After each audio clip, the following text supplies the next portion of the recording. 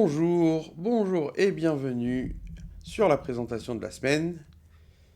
Cette semaine, nous nous intéressons au prince des ténèbres, le bien nommé Lucifer. Mais allons-y directement. Alors, la présentation est intitulée Lucifer. Et allons-y directement. Donc, le mythe de Lucifer, l'ange déchu, est central dans la tradition chrétienne. Dans l'Apocalypse, il est fait allusion à Satan, au diable et au serpent indifféremment. Si Satan occupe une place prépondérante dans la Bible, c'est Lucifer qui est aujourd'hui associé au diable, le principe du mal, le plus souvent. Satan est l'adversaire, celui qui m'oblige à me dépasser, à muter pour survivre. Lucifer est quant à lui plutôt associé à l'orgueil. Le nom de Lucifer vient de l'étoile du matin, Vénus, Phosphoros. Il représente par là une nouvelle pensée qui s'élève, un courant de pensée qui pourrait renverser l'ordre établi, une nouvelle intelligence de la vie qui pourrait prendre le dessus sur l'ancienne. En effet, Lucifer veut dire porteur de lumière. Jésus se présente lui-même ainsi au début de l'Apocalypse en tant qu'étoile brillante du matin. Il faut donc ici comprendre la révolution que représente la pensée du Christ dans la société juive d'alors et dans le monde au-delà. Il a objectivé la loi et résumé l'Antiquité entière dans sa sagesse à travers son exemple. Jésus était le porteur d'une nouvelle lumière, d'une intelligence digne de remettre en question tout ce qui était établi jusqu'alors.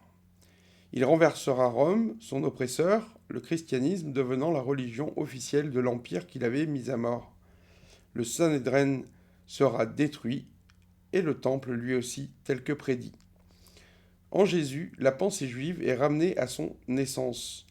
Tu aimeras ton prochain comme toi-même, ou encore, comme je vous ai aimé, aimez-vous les uns les autres, sont autant de résolutions synthétiques du problème du mal.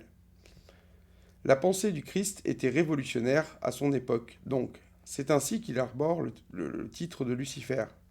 Mais l'œuvre du Christ est aussi conçue comme digne pour toujours. Il prétend « Le ciel et la terre passeront, mais mes paroles ne passeront pas » dans l'Évangile. Le mythe actuel de Lucifer peut donc être pris comme celui d'une philosophie qui voudrait renverser ou dépasser la parole du Christ. Et c'est, je pense, comme ça que se forge ce concept plus récent que celui de Satan, en tant que figure et incarnation du mal. Donc en première partie, Lucifer est le problème de la dignité humaine. Lucifer peut donc être compris dans la pensée chrétienne comme celui qui voudrait renverser le testament du Christ, la parole éternelle, et ainsi se faire Dieu à la place de Dieu.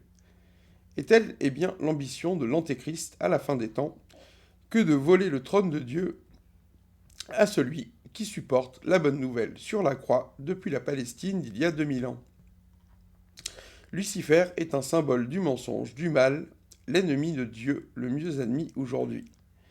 Il est en cela le diable, l'ego des psychologues, l'ennemi intérieur qu'il faut combattre pour ne pas sombrer dans la densité des émois. Si Lucifer est ainsi associé au diable aujourd'hui, c'est donc en concurrence avec Satan. Or, la démonologie fait clairement une différence entre ces deux entités, ces deux principes qui ensemble nous font regarder vers le bas.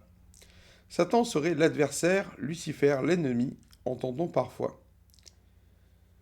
J'associe personnellement Satan et Lucifer à deux pulsions différentes, s'appuyant l'une sur l'autre. Satan est pour moi le gardien du corps vital, donc de la santé, la difficulté de la subsistance. Satan serait alors la condamnation divine qui nous oblige à cultiver la terre pour en tirer notre bienfait, comme Dieu il condamne Adam à cultiver la terre pour se nourrir. Satan est à l'origine de la création selon la Bible. Il est un impôt, celui de notre nature, vivre et perpétuer la vie. Ainsi peut-on encore associer Satan à la malédiction de la faim, comme je l'ai déjà fait. La faim est certes un mal, mais elle est la circonstance qui nous permet de nous réjouir à chaque fois que nous comblons notre faim. Donc, cette difficulté de la subsistance peut être retourné comme un bienfait à partir du moment où nous avons accès à la satisfaction de nos besoins. Ce n'est pas un, c'est un mal, puisqu'il nous oblige à faire le mal quand nous en sommes privés, et c'est pour ça qu'on vole, mais c'est pas un mal euh, qui, qui ne puisse être retourné finalement. Ainsi compris, la vie de l'homme est une victoire perpétuelle sur les forces du néant qui veulent nous ramener à la mort. Mais nous ne souffrons pas que du souci de notre corps, c'est-à-dire de la vitalité qui nous permet de faire face à nos problèmes et nous dispose à la pensée. Au-delà du bien du corps, il y a le bien de l'âme. C'est le souci de se sentir suffisamment aimé pour pouvoir s'aimer soi-même. Soit encore le corps émotionnel, celui qui nous pousse sans cesse à nous poser la question de notre amour de la vie. Être ou ne pas être, telle est-elle la question. Nous sentons-nous dignes de suffisamment d'amour pour faire face? La vie vaut-elle le coup pour nous? Comment nous jugeons-nous par rapport aux autres, ceux qui semblent tout avoir pour nous? Le cœur des femmes est-il avec nous quand nous en avons le plus besoin? Ainsi pour moi, Lucifer est associé à la manière dont nous nous jugeons par rapport aux autres, et non seulement face à soi, c'est-à-dire aux besoins. Alors Lucifer serait le doute permanent quant à notre propre bonté, notre amabilité et notre dignité à être aimé en général. Suis-je digne d'être aimé?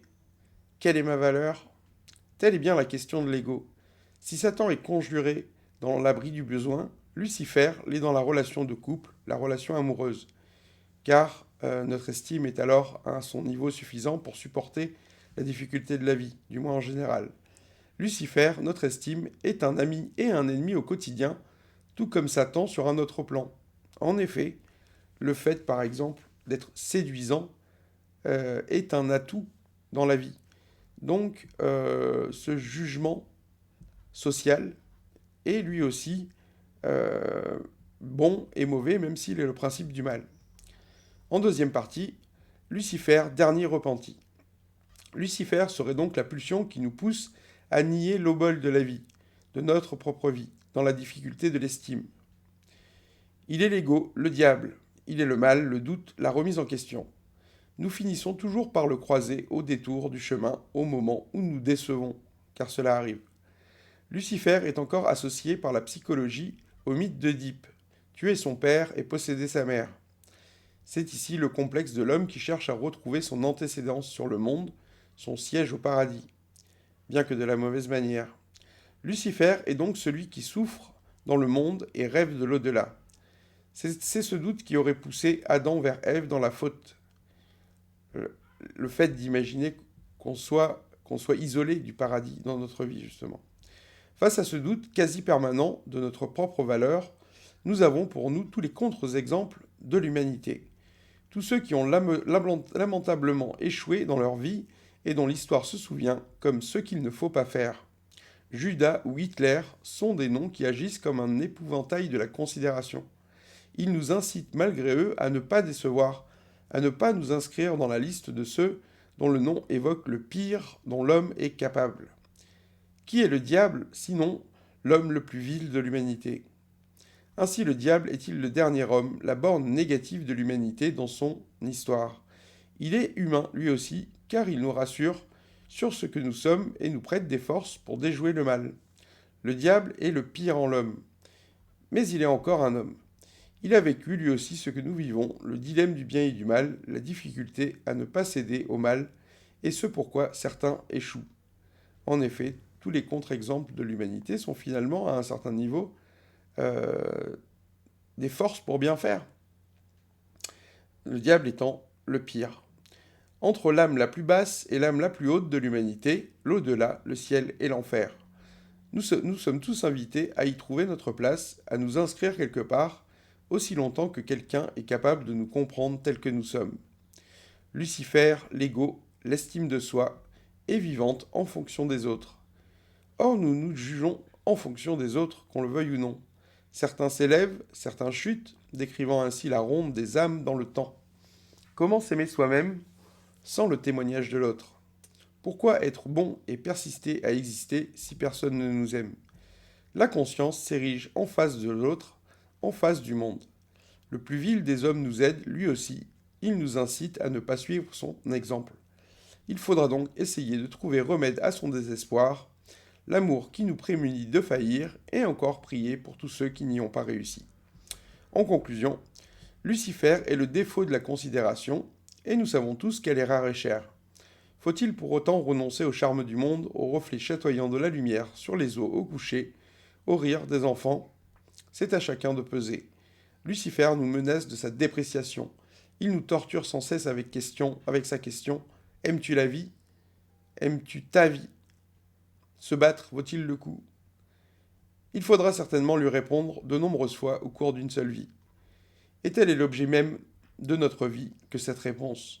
Lucifer est la question. Nous sommes la réponse. Nous sommes la vie et le triomphe sur le doute et la mort, la tentation et le néant, éternellement et à jamais. Voilà donc pour cette présentation, j'espère qu'elle vous a plu. Je vous invite au débat ce jeudi à 18 h et d'ici là, je vous souhaite le meilleur.